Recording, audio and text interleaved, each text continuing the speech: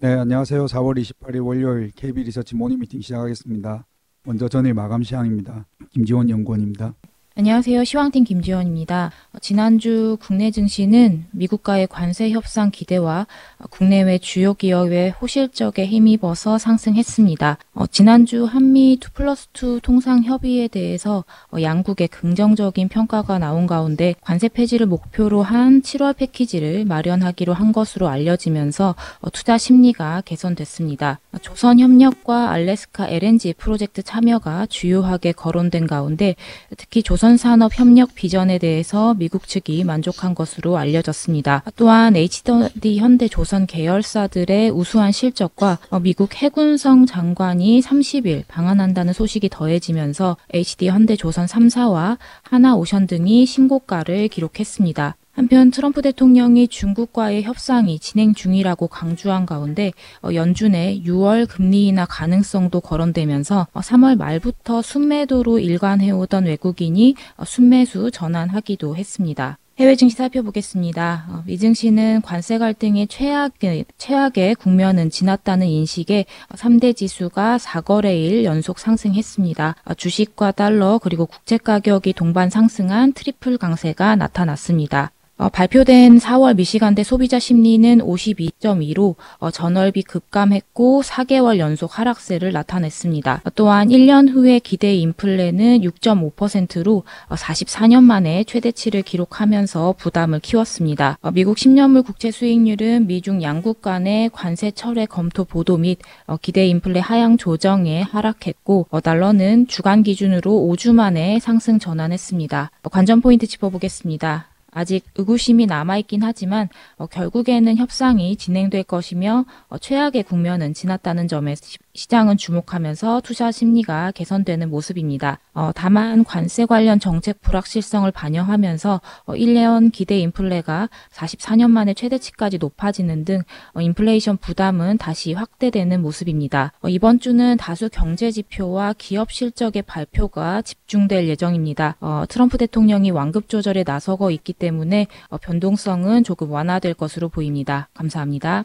네, 오늘 첫 번째 자료는 ETF에 관한 내용입니다. 박유한 연구원입니다. 네, 안녕하세요. 이번 한국 ETF 자료를 작성해봤습니다. 네, 이번 2025년 1분기 실적 시즌에서 가장 큰 특징은 성장 모멘텀의 둔화인데요. 성장률이 반락하기 시작한 지금 이 모멘텀이 건재한 ETF 종목을 정리해봤습니다. 추정을 사실 내려잡는 종목이 대부분인 가운데 전망이 올라가는 종목은 상대 매력도가 높아지기 때문입니다. ETF는 개별 종목과 달리 특정 주제나 트렌드와 연관된 자산으로 지수를 구성하여 추정하는 상품이기 때문에 해당 ETF의 구성 종목별 CU당 주식수 곱하기 EPS의 합으로 EPS를 도출했습니다. 주목해볼 만한 이익 모멘텀 상위 ETF 테마를 꼽아보자면 원자력, K-팝, 소비재 등입니다. 세부적으로 좀 더 살펴보면 먼저 원자력 테마인데요.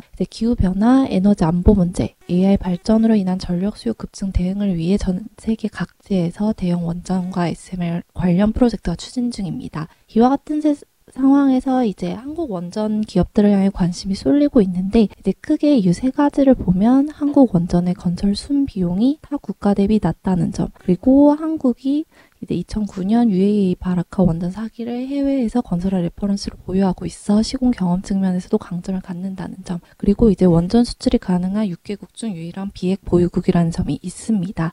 국내 원전 공급망 밸류체인의 주요 기업을 상위 구성 종목으로 보유하고 있는 ETF는 하나로 원자력 아이셀렉트, 에이스 원자력 테마 딥서치 등이 있습니다. 해당 ETF들은 4월 2일 트럼프 관세 부과 이후에도 EPS 컨센서스가 상향 조정되면서 관세 영향권에서 비껴나 타 종목 대비 이익 모멘텀 우위를 보이고 있습니다. 두 번째는 사실 K-팝인데요. 미중 무역 긴장이 고조되는 상황에서 관세 리스크가 낮고 중국과의 문화교류 회복에 따른 수익 가능성이 높은 K-팝 엔터 업종에도 관심을 가져볼 만합니다. 이 테마에서는 에이스 K-팝 포커스를 관심 종목으로 제시합니다. 마지막은 소비재인데요. 한국 소비자 심리지수를 살펴보면 현재 소비 심리가 최악의 국면은 지났으나 실물 지표에서 나타나는 국내 소비의 둔화세가 아직 지속되고 있음을 확인할 수 있습니다. 다만 이제 과거 대선 추경 국면 직전에는 대선과 추경 직후 예상되는 정부의 적극적인 내수 부양 의지, 정책 기대감에 따른 소비 심리 회복을 선반영해서 국내 소비재 업종이 주가 강세를 보였다는 점을 떠올릴 필요가 있습니다. 뿐만 아니라 대선을 앞두고 정치적 불확실성에 대한 방어적인 대응으로도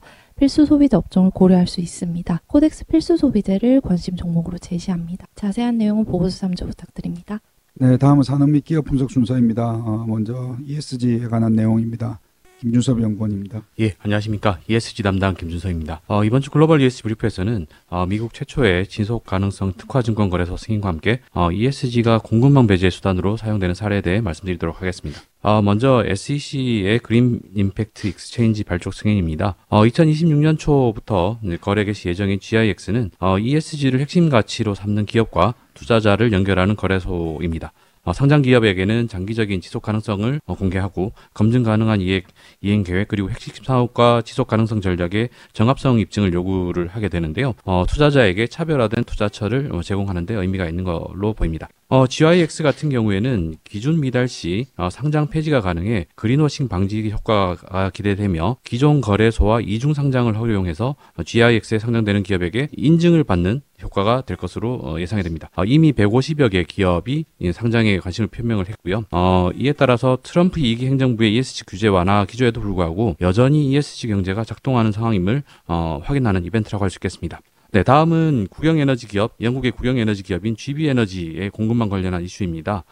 영국 정부는 국영에너지 기업 GB에너지 공급망에서 중국 신장 지역에서 생산된 태양광 패널을 배제하기로 결정을 했습니다. 일단 이 배제하게 된 논리 자체는 신장 지역의 폴리실리콘이 강제 노동과 연관됐다는 국제사회 우려에 대응한 조치라고 할 수 있겠는데요. 영국이 2030년까지 태양광 발전 용량을 3배 이상 확대할 계획임에도 불구하고 가장 태양광 패널 공급이 많은 신장 지역을 배제를 한 것입니다. 이를 두고 ESG를 무기화한 비관세 장벽이 확산되는 흐름으로 해석하는 것이 지배적입니다. 마찬가지로 미국에서도 제조사 공급망의 인권 관리를 이유로 동남아의 태양광셀 모듈에 초고율 관세를 부과한 사실이 알려졌는데요. 하나큐셀, 퍼스트솔라 같은 기업들은 같은 이유로 초고율 관세를 회피했다는 점을 감안을 하면 ESG 공급망 질서와 투명성 확보는 변동성이 높아진 상황에서도 여전히 기업 실적을 방어하는 요인으로 작용하고 있다고 판단이 됩니다. ESG 경제 질서가 여전히 강화되고 있는 사례를 말씀드렸습니다. 자세한 내용은 리포트를 참고해 주시면 좋겠습니다. 이상입니다. 네, 다음은 신한지주와 하나금융지주 그리고 우리금융지주에 관한 자료입니다. 강승건 연구원입니다. 예, 안녕하세요. 은행들의 1분기 실적 리뷰 자료입니다. 우선 신한지주에 대해서 투자의견파의 목표 주가 73,000원을 유지합니다.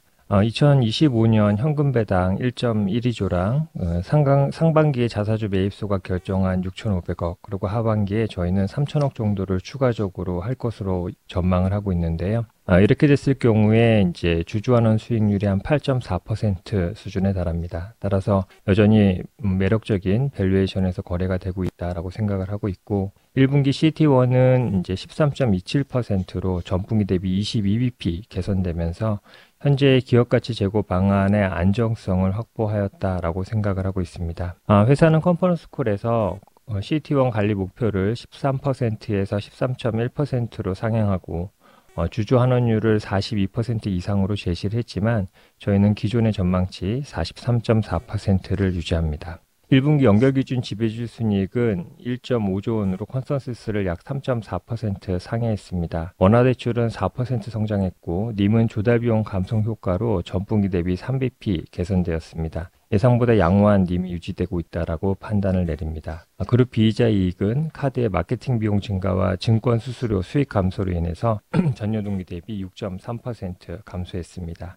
그룹 CCR은 41bp로 전년동기 대비 3bp 상승하였는데 경상 CCR이 상승폭이 더 높았습니다. 이는 은행 및 카드의 연체율 상승 때문입니다. 이번에 분기 추가 충당금은 312억 원으로 PF 관련 사업성 평가 232억 원과 자산 신탁 관련된 80억 원이 반영이 됐습니다. 다음은 하나금융지주입니다. 투자의견 바이를 유지하고 목표 주가 역시 91,000원으로 유지합니다. 저희가 투자의견 바이를 유지하고 있는 이유는 주주환원 수익률 기준으로 9.4% 수준입니다. 시중은행 금융지주 중에 가장 높은 수준이고 2분기에는 환율 하락 효과들이 반영이 되면서 CET1 확보에 좀 더 긍정적인 영향을 미칠 것으로 예상이 됩니다. 따라서 최근 환율로 인해서 발생한 CET1에 대한 우려는 완화될 것으로 생각을 하고 있습니다. 1분기 CET1 비율은 13.23%로 전분기 대비 1bp 개선에 그쳤습니다. 주식 관련 위험계수와 책준형 신탁 관련된 위험계수 상승으로 RWA가 약 4조 원 일회성으로 증가하였기 때문입니다. 연체율 상승 부담은 업계 공통 요인입니다. 하지만 하나금융의 경우 비은행 자회사의 낮은 이익 기여도와 은행 자회사의 상대적으로 안정된 연체율 관리가 투자 포인트로 작용할 것으로 생각을 합니다. 1분기 연결 기준 지배주주 순이익은 1.1조 원으로 컨센서스를 8.7% 상회했습니다. 은행 자회사의 실적이 예상보다 우수하였기 때문입니다. 순이자 쪽에서는 원화대출이 0.5% 성장하였고 조달비용 감소 영향으로 님이 2bp 개선되었습니다. 그룹 비이자 이익은 카드와 리스 수수료 증가로 수수료 수익이 1.7% 증가하였습니다. 판관비에서는 ERP 808억 원이 반영되었지만 우려보다는 양호한 CIR 비율이 유지되었고 그룹 CCR은 28.7bp로 상대적으로 안정적인 흐름을 시현하였다라고 판단을 내립니다. 다음은 우리금융지주입니다. 역시 투자금 바이와 목표 주가 21,000원을 유지합니다. 1분기 실적은 기대치를 하회했습니다. 하지만 이 원인이 비경상 충당금 부담 확대와 증권사 영업력 확대를 위한 비용 반영이라는 비경상 요인들이 주요한 원인이었기 때문입니다. 배당과 자사주 소각을 감안한 주주환원 수익률은 8.6% 수준으로 밸류에이션 매력이 존재합니다. 보험사 인수가 아직 확정되지 않았지만 5월 중 결정된다면 비은행 자회사의 성장 및 수익 확보에 있어서 시너지를 기대할 수 있을 것으로 생각을 합니다. 1분기 CET1 비율은 12.4%로 전분기 대비 29bp 큰 폭으로 개선되었습니다.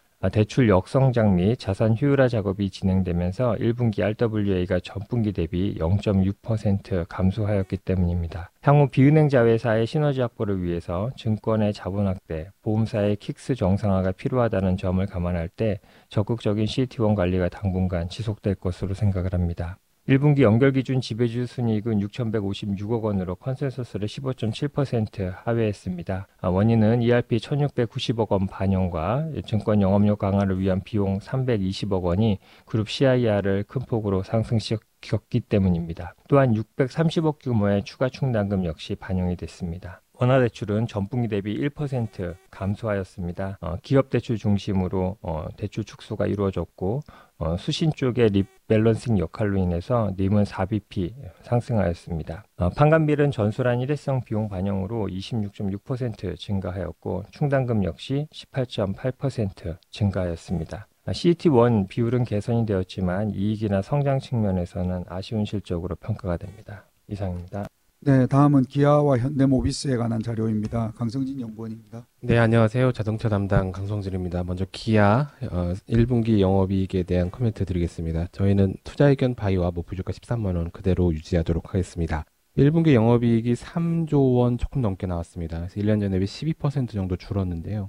시장 컨센서스와 저희 전망치 모두 하회를 했습니다. 판매 대수가 1년 전에 대비 1.9%가 늘었고 그리고 환율 효과가 3,600억 정도의 긍정적인 기여를 했음에도 불구하고 영업이익이 감소를 했는데 이유는 이번에 새로 런칭된 모델들이 사이러스나 아니면 EV3, EV4 같은 약간 수익성이 좀 낮은 차들이 많이 론칭이 됐던 거고 그리고 그나마 좀 전기차에서 수익성이 좋은 큰 차 EV9은 생산이 일부 위축되면서 믹스가 전반적으로 나빠졌습니다. 또한 인센티브가 이제 계속 늘어나는 것도 이익의 감소의 큰 원인이라고 이제 볼 수 있겠습니다.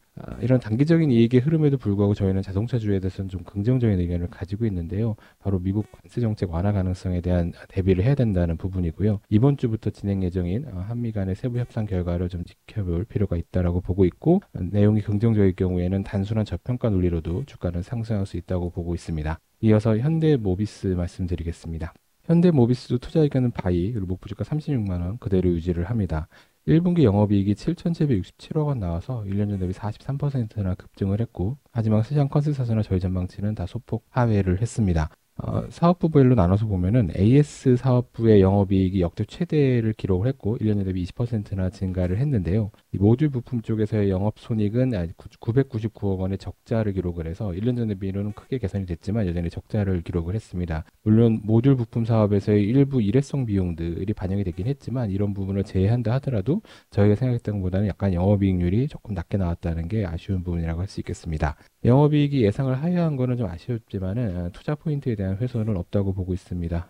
모듈 부품 영업손익이 계속 빠르게 개선이 되고 있어서 올해 안에 흑자 전환할 수 있다고 계속 보고 있고요. 그리고 25년 1분기에 비계열사 대상으로 21억 달러를 수주를 했습니다. 비계열사 대상의 성장 능력이 강화되고 있다는 점, 그리고 핵심 부품의 매출 성장이 빠르게 일어나고 있다는 점 등이 저희 투자 포인트입니다. 이상입니다. 네, 다음은 제1기획에 관한 자료입니다. 최용현 연구원입니다. 네, 제1기획에 대해서 투자의견 바이 목표 주가 24,000원 유지합니다. 1분기 실적 발표했는데 일단 컨센서스에 부합하는 실적을 기록했습니다. 근데 이제 주목할 부분은 미국 부분에서 34% 연간 전년 대비 성장을 했다는 점입니다. 최근에 이제 국내 제조업뿐만 아니라 광고 대행사도 이제 미국 사업에 대한 중요성이 커지고 있습니다. 제1기획 같은 경우는 미국에 이제 로컬 M&A 진행을 했고요. 그리고 이제 비계열 광고주 영입이 나타나면서 이제 북미 지역의 고성장이 시작되고 있는 상황입니다. 저희는 2분기랑 2025년 전반적으로 봤을 때 미국 쪽에서 고성장 계속 나타날 수 있다라고 생각을 하고 있는 상황입니다.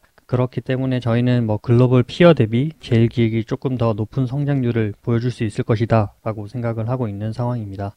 이상입니다. 다음은 HDC 현대산업개발과 현대건설에 관한 자료입니다. 장문준 연구원입니다. HDC 현삼 리뷰부터 말씀드리겠습니다. 투자의견 바이 목표주가 31,500원입니다. 1분기 실적은 시장 기대치에 부합했습니다. 보험과 지식산업센터가 준공된 부분들이 상당히 긍정적으로 보이고요. 그 부분들이 빠지면서 이익이 빠르게 올라올 수 있을 것으로 보고 있습니다. 연간 영업이익은 약 3천억 정도, YOY 60% 정도 증가할 것으로 보고 있고요. 불확실성 가득한 거시 환경 속에서 약속된 어닝 사이클에 진입하는 기업입니다. 차별적인 투자 매력이 존재한다고 보고 있습니다.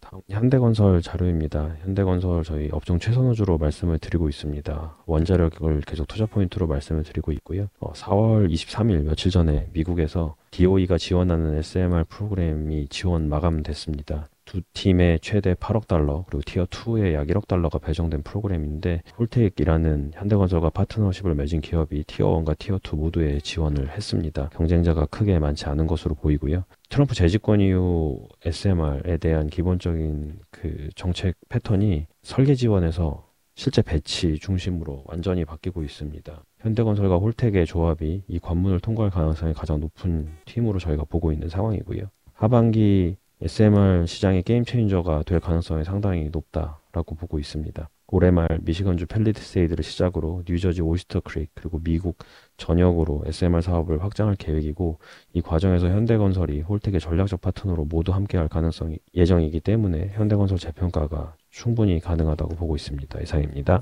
네, 다음은 금호타이어에 관한 자료입니다. 김현겸 연구원입니다. 네, 금호타이어 대해서 말씀드리겠습니다. 금호타이어 1분기 실적은 연결 매출액 1.21조 원, 영업이익 1,465억 원으로 추정이 됩니다. 대불확실성 증대와 재료비 상승 등 불확실한 영업 환경에도 신차 OE 확대에 따른 두 자릿수 매출 성장이 기대가 되고 있습니다. 최근 성공적인 채권 발행을 했는데요. 2천억 원의 채권 발행을 했고요. 이를 차환을 자금으로 활용할 것이고 연간 60억 원의 이자 비용 절감이 예상이 됩니다. 지금 1년 이내에 돌아올 수 있는 차입금 규모가 1.15조 원인데요. 이것들을 전부 차환, 현재 조건으로 차환을 한다면 약 350억 원의 이자 비용이 감소가 될 것으로 보이고 이는 작년 당기 순이익의 약 10% 정도 되는 금액입니다. 생산 캐파 증설도 주목을 해야 되는데요. 언론 보도에 따르면 1차 600만 본의 생산 규모를 갖추고 최종 1,200만 본까지 확대가 가능한 유럽 신공장 설립이 가시화되고 있는 상황입니다. 현재 금호타이어는 프리미엄 라인 제품 확대를 통해서 수익성 향상을 최우선 목표로 하고 있는데요. 이에 따른 고인지 EV 타이어 판매 비중 확대를 위한 영업력 강화와 더불어 유럽 현지 공장 설립이 금호타이어가 현재 2티어 타이어 기업에서 1티어 타이어 기업으로 도약할 수 있는 핵심 동력이 될 것입니다. 현재 금호타이어는 트럼프발 관세 이슈와 원재료비 상승에 따른 이중고에 직면해 있는데요. 특히 타이어에 대한 25% 자동차 부품 관세가 오는 5월 3일부터 시행 예정이어서 전체 매출의 약 30%를 차지하는 북미 지역이 변수로 떠올랐습니다. 반면 다행인 점은 최근 탑티어 경쟁사들이 관세 인상과 원재료 상승 등의 이유로 가격 인상을 단행하고 있기 때문에 금호타이어 역시 글로벌 8개의 공장을 통한 믹스 조정 그리고 가격 인상을 통해서 어려움을 극복할 전망입니다. 리스크 요인으로는 현재 채권단 지분 18.11%의 물량 부담에 따른 주가 상승 부담이 지속이 되고 있는 상황입니다. 이상입니다. 네, 오늘 마지막 자료 해외 기업에 관한 내용입니다. 치폴레 멕시칸 그릴이고요. 유종호 연구원입니다. 그래서 미국 기업 분석 담당 유종호입니다. 치폴레 멕시칸 그릴 자료 발표드리겠습니다. 치폴레는 멕시코 진출을 발표하면서 외형 성장과 매출 증대에 박차를 가하고 있는데요. 최근 부진했던 동일 매장 매출은 하반기부터 회복이 기대되고 자동화 장비 투입과 공급망 효율화는 이익 성장을 지지할 것으로 기대됩니다. 치폴레의 12개월 선의 ROE는 높은 수준이며 장기 이익 성장성을 반영한 상대 주가도 저평가된 것으로 판단하므로 운용 비중 확대 의견을 제시드립니다. 실적을 먼저 살펴보면은 매출액은 시장 예상치를 하회한 반면 주당 순이익은 시장 예상치를 상회했습니다. 동일 매장 매출 같은 경우에는 고객 방문 수가 줄어들면서 0.4% 하락했고 시장 예상치를 하회했습니다. 이런 환경 속에도 직영 매장 57개를 1분기에 개설하면서 외형 성장을 이어갔습니다. 이번 가이던스를 보면은 이번에 부진했던 동일 매장 매출 같은 경우에는 고객 방문 수가 다시 좀 하반기부터 늘어날 것으로 기대하면서 이번 연간 한 자릿수 초반 성장을 제시했습니다. 관세로 인한 여파는 매출 원가의 약 0.5% 비용 부담을 줄 것으로 언급했고 최근에는 공급 업체를 다변화하면서 이런 관세 부담을 조금 완화하려는 움직임을 보이고 있습니다. 올해 연간 기준 신규 매장은 최대 345개를 오픈할 것으로 계획을 짜고 있고 앞서 언급드린 멕시코 매장 같은 경우에는 내년 초에 개설할 것으로 발표했습니다. 자세한 내용 리포트를 참조해 주시면 감사드리겠습니다. 감사합니다. 네, 이상으로 4월 28일 월요일 KB 리서치 모닝 미팅 마치도록 하겠습니다. 감사합니다.